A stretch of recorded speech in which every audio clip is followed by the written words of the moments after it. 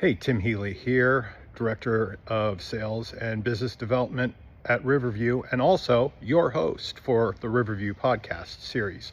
I'm going to walk over here and introduce you to a couple of guys with our installs and integration department.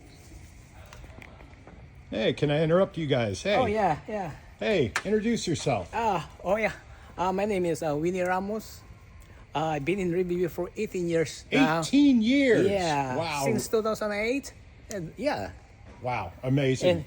And I'm prepping one of many racks in Santa Clara University. This is a Sobrado B and C. So it's a divisible room.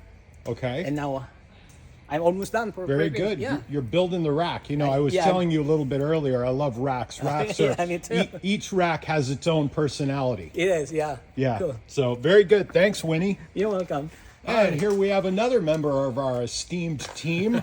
Why don't you introduce yourself? Hi, my name is Adrian Arias. I've been with Riverview for about 3 years. Okay. Currently working on a rack podium for SCU. Nice. More rack. Yes. Love the rack work.